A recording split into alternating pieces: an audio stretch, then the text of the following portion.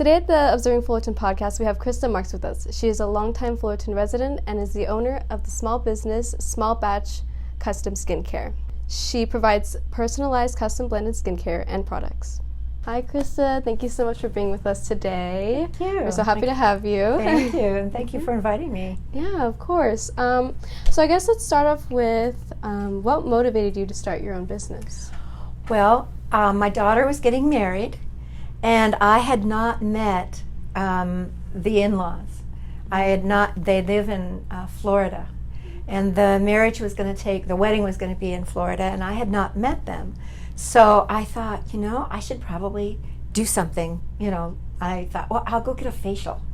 So I went in and I had a facial, and when I was done, just a regular facial, and when I was done, the lady said to me,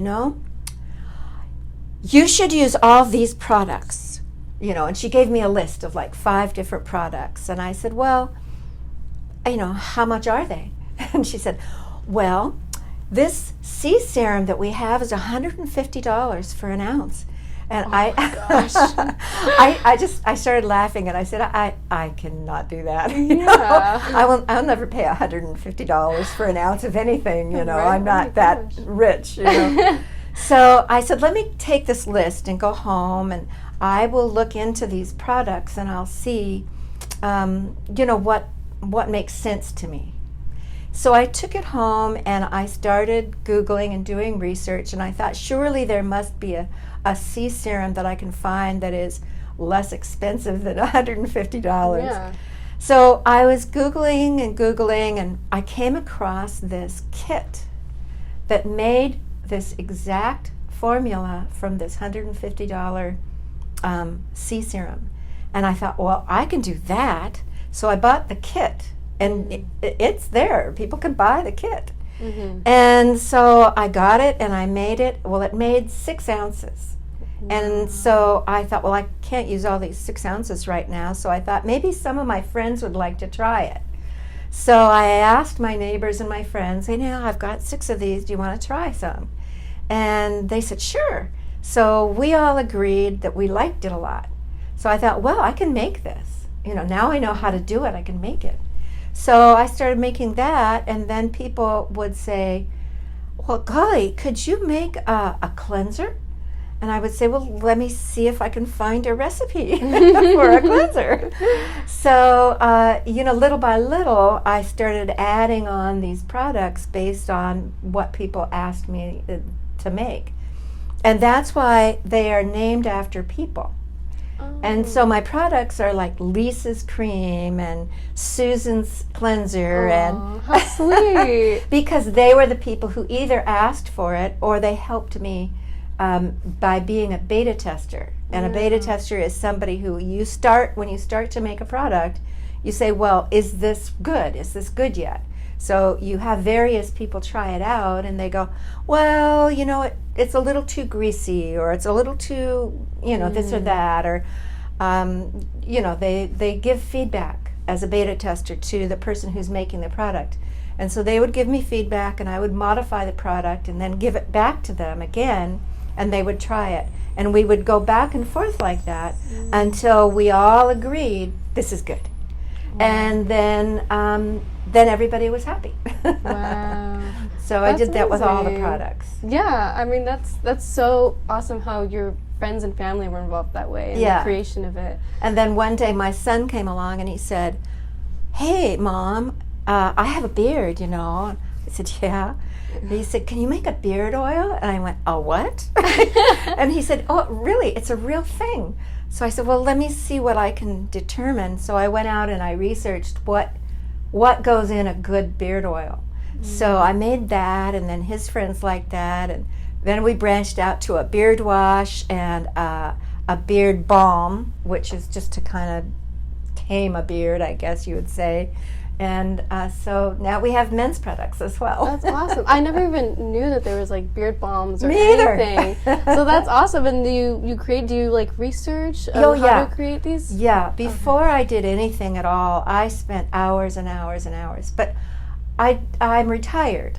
And when my daughter got married and this all happened, I had the time to spend in researching everything I researched ingredients, and I researched combinations, and I researched what you can combine and cannot combine with different creams and oils and different products. Yeah. And so I spent a lot of time doing research. But I could do it because I was retired. I had the time. So could you walk me through the process of setting up this skincare business and what that was like for you? Well, I think I don't know how it would be for anybody else, and I think everybody's path is a little bit different in setting up a business. But there are classes that you can take on how to set up a business through Orange County, and I took several of those classes. And of course, the main thing that you need to do is kind of define who your audience is going to be, who is your target audience, and that's kind of an age range and a gender kind of a thing. So you have to ask yourself a lot of questions. It's like, who I've developed all these products, and now if you want to consider marketing them, who are you going to market them to? And it helps to really know that. And some of the classes that the county gives, and the classes are at no cost. So people can sign up for these, and they're really good classes. But they kind of take you through the whole process of what you need to do to set yourself up. And of course, the first thing to do is to define your product line. So that I had already mostly done. And then you have to determine who your target audience is. And that's a good question, because people don't ask themselves that. And when she asked us that, and she said, you can only, if you're going to establish an age range, you can only go for an age range of, say, 15 years. And my first thought was, well, I guess I could define that better. For my purposes, that was people that were somewhere around my age, that had more mature skin. So I realized I wasn't going to be marketing to young people. And young people like to try everything. You know, they're not going to be brand specific. They're not going to be brand loyal for quite a long time, because young people and it makes sense, you know, the young people want to try a bunch of different things before they settle on whatever it is that makes them happy in the long run.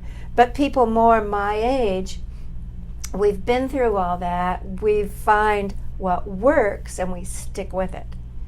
And so those are the kinds of things you learn when you're trying to set up a business. And then you have to go through the process of finding out, if you want to sell somewhere, what kinds of legal things do you need. And so that's pretty straightforward, because the state has a lot. It has whatever the state and the cities and the localities, they have all that pretty spelled out. So that part's easy. The hard part is really figuring out what your product line is, and then finding out what really sells the best. So some products will drop off, and some products will be developed that you didn't even think about, which is what has happened with me. Yeah. You know, Yeah. I've added things that I never thought that I would be adding, and some things have just dropped out. Yeah, it's kind of like trial and error. It is. That's really what it is, and I suspect that it's that way for everyone that's trying to market something. Yeah, definitely, and I think that's how you figure out exactly what's strongest. Yeah. And what is your brand. And I think so. I think that. And speaking of products, I was wondering if you could tell us a little bit about the services you provide and the products that you. Okay. Well, one of the things that I did early on was I, with my friends and friends of friends and family and all that, I developed a line that I wanted to demonstrate for people. So I would do these skincare parties. So people would invite their friends, and I would go to their home, and I would talk about the various products, and we would all do it together. So we would all wash our face, and we would all do a chemical peel, and we would all do a sea serum and a cream and a oil and the whole, everything. And so people got to understand a little bit about what what order you use a product in, or which order you use various products in, and why you do that. And so that gave people a lot more confidence and understanding about what to buy. And then I always tell people, there's the ideal world where you would do things just like this, 1, 2, 3, and there's the real world, because sometimes you come home and you're tired and you just go, okay, that's not happening tonight. Yeah. So I think most of us live in the real world and not the ideal world. And so you have to have people need to understand that you can't expect them to do things any other way than the way they want to do them. And I applaud that. Yeah. That's the way it should be. Yeah. For sure. And I know it's so different for everyone too, because everyone's skin is different. Everyone has different, flaws or problems that they want to address. And so, I'm sure it's kind of different each case. Yeah. And would you go and kind of tailor to each person? Well, or? Yes. And the nice thing about what I'm doing is that the name of it is this. It's a custom skincare product. Small batch custom skincare. So if somebody says, I want a certain peptide in my cream, I can do that. If somebody says, I want to use retinol at night, I can do that. If they say, I want it without retinol, I can do that. And that's the nice thing about being local and being custom, is if somebody wants a particular set of oils that they want to use, I can customize it to their skin. So that makes it a lot nicer. If you want a particular scent, I use essential oils for my skincare products. And if somebody wants a particular kind of essential oil, I have a proprietary essential oil blend that I use. But if somebody wants something very specific, like one of my customers wants a combination of my proprietary blend plus her favorite essential oil, which is patchouli. And so I do that for her. And another lady wants a particular oil in her skincare product where some people want me to leave that oil out. So that's the beauty of doing it this way, is that we can customize it to suit what everybody needs. Yeah, definitely. I think that for sure too. So I wanted to ask, what does a day in your life look as a small business owner? Well, I'm very, very small. I'm a very small business owner. So people just call me. I have a website, and people can go on the website and order things through my website. But I tell people locally, just if you want something, call me, because on the website, the prices include shipping. Well, if you're local, they're not going to be shipped. So it's way better for people locally to just call me or email me or text me and tell me what they need. And I get to know these people as I'm working with them anyway. So, and I always keep track of what they have ordered. So when they want to order something again, they just text me or email me or call me and say, hey, I need, the cleanser and the face oil and the sea serum, or, whatever it is that they need. And I just package it up and they just stop by and get it. And the pricing that way is a lot less. Yeah. But I do ship to various other states. I don't ship internationally, but I do ship to various other states. I ship to Florida and Massachusetts and Hawaii, Oregon, Washington, and a few other states. Yeah. And so sometimes people prefer to pay that way online, and they can do that. But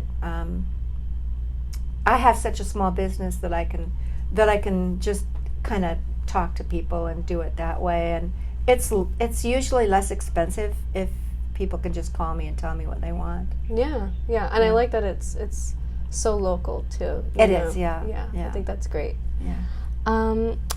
So have you had any challenges along the way? I know we talked about marketing and finding target audience, and those are definitely all challenges within itself. And it seems like you kind of figured that out, though, through the process. Like you said, you do figure things out just kind of organically. It's like, oh, well, that I'm either not marketing this correctly, or it's not really a product that people want, so that kind of drops out. I was a little nervous when I first started doing the farmers markets because I really didn't know what would happen. And what prompted me to do the farmers markets was that my son really wanted to sell his beard care products. And we didn't really know how to market those because obviously I don't have a beard, and he knows more people with beards than I do, and I thought that it was important that he be there to show men how to use a beard product, because I don't think I would not be as believable as him. So we started doing some farmers markets up close to where he lives, and so we learned that way, and that was a lot of fun. And he actually sold quite a bit that way and gained a following that way.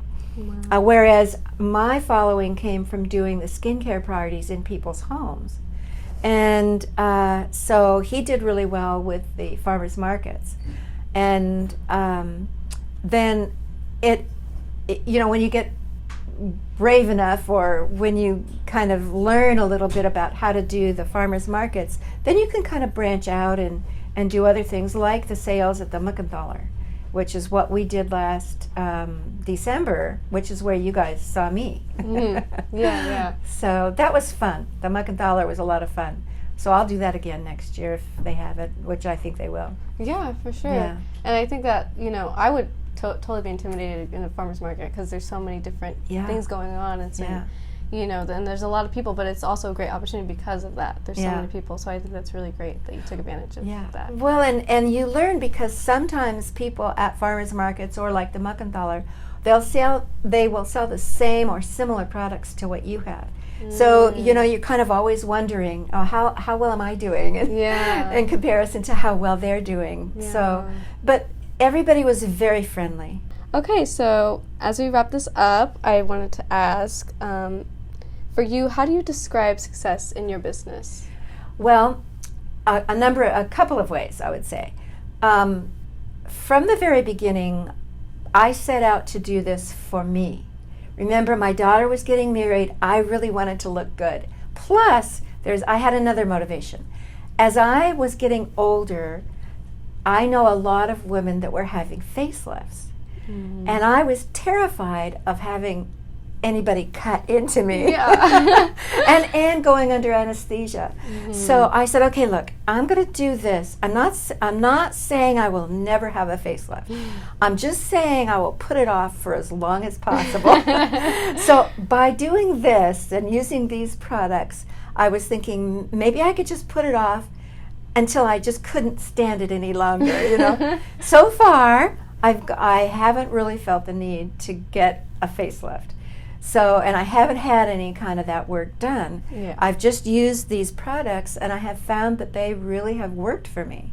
So there's that. That was a strong motivator to avoid having a facelift. The second motivator for me, and the second thing that really helped me understand that it was working, these products were working, is that people came up to me, people that I didn't even know, would come up to me and they would go, what do you do to your skin? It's just so nice, And I mean, mostly people my age, And so that made me feel like I was on the right track. And then when other people started using my products, they started telling me that people would come up to them and go, wow, I notice your skin looks so good now. Wow. So what are you using? And that's how my business grew. And for me, success is it working? Is it doing what it's supposed to do? Am I using it in a way that is really benefiting me the most? And that's how I pick my products, because I don't like to have to use a ton of different products. I like it to be simple. I don't like it to take very much time. I like to go boom, boom, boom, I'm done. So that's pretty much what I've designed, because I just don't like to spend a lot of time. doing things, and I don't wear a lot of makeup. I do go to the opera, and if I go to the opera, I do wear makeup, but just on a daily basis, I just don't wear very much. And so that to me is that's how I define success. Is my skincare routine doing what I want it to do, and is my skin looking healthy, and am I avoiding wrinkles? So that's success for me. Yeah, no, even as I'm standing here across from me, I can see the glow in your face. Thank so you. yeah, definitely. Thank you. But yeah, I think that's a great way to measure, those exact words, like, is it doing what I want it to do? Is it working? I think that's a great way, especially in business terms. Yeah. So. And is it doing what I want to see it happen for other people? Yes, You yes. know. And clearly everyone is really enjoying it. Yeah. So that's amazing, Yeah. for sure. Well, thank you so much for joining us. You're welcome. Thank you for having me. We hope to have you back maybe sometime. I Great. don't know. But yeah, thank you so much. Thank you.